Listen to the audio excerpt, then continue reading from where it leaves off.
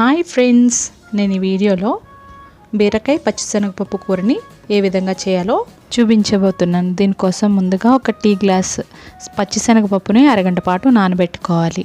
తర్వాత ఒక పెద్ద ఉల్లిపాయని 3-4 పచ్చిమిర్చిని సన్నగా కట్ చేసుకోవాలి.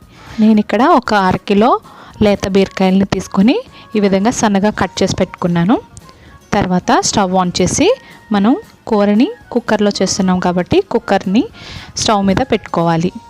ఒక 2-3 స్పూన్ల ఆయిల్ని వేసుకొని ఆయిల్ బాగా హీట్ అవ్వనివ్వాలి. హీట్ అయినటువంటి ఆయిల్లో సన్నగా కట్ చేసి పెట్టుకున్నటువంటి ఉల్లిపాయ పచ్చిమిరపకాయలని వేసుకొని దోరగా వేయించుకోవాలి. ఒక 10 నిమిషాల తర్వాత చూస్తే ఈ విధంగా ఉల్లిపాయలు బాగా మగ్గి ఉన్నాయి. వీటిలో మనం ముందుగా సన్నగా కట్ చేసి పెట్టుకున్నటువంటి బీరకాయల్ని వేసుకోవాలి. ఇక్కడ నేను కుక్కర్లో చేస్తున్నాను, మీరు కావాలంటే నార్మల్గా కూడా చేసుకోవచ్చు. ఈ విధంగా బీరకాయ ముక్కలన్నిటిని ఉల్లిపాయలతో బాగా కలుపుకోవాలి.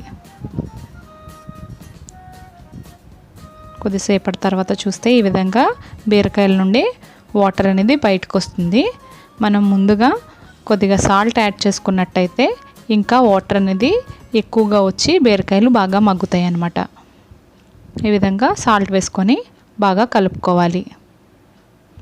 కొద్దిసేపటి తర్వాత ఈ విధంగా బీరకాయ ముక్కలు కొద్దిగా మగ్గినాయి.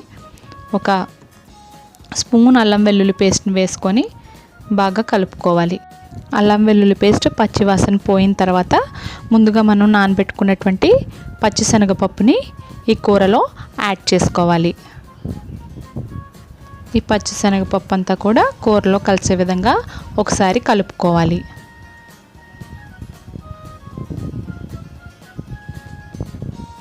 ఈ విధంగా కలుపుకున్న తర్వాత మనం ఇప్పుడు ఒక 2 స్పూన్ల కారాన్ని యాడ్ చేసుకుంటున్నాము.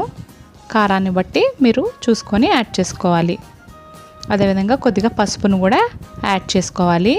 వీటన్నిటిని కూడా బాగా కలిసే విధంగా కలుపుకొని కొద్దిగా వాటర్ అనేది యాడ్ చేసుకోవాలి. ఇక్కడ నేను చాలా కొంచెం వాటర్ యాడ్ చేస్తున్నాను, కుక్కర్లో చేస్తున్నాను కాబట్టి. మీరు మామూలుగా గిన్నెలో చేసేటట్టయితే ఇంకొంచెం ఎక్కువ వాటర్ యాడ్ చేసుకోవాల్సి ఉంటుంది. ఈ విధంగా కుక్కర్కి మూత పెట్టి విజిల్ పెట్టి కొంచెం సేపు ఉడకనివ్వాలి. ఒక 3 విజిల్స్ రానివ్వాలి.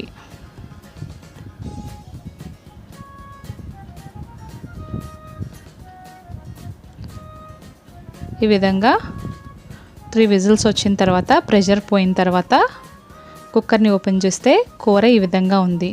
దీంట్లో ఇప్పుడు కొద్దిగా కరివేపాకు, కొత్తిమీర ఉంటే కొత్తిమీర కూడా వేసుకోవచ్చు.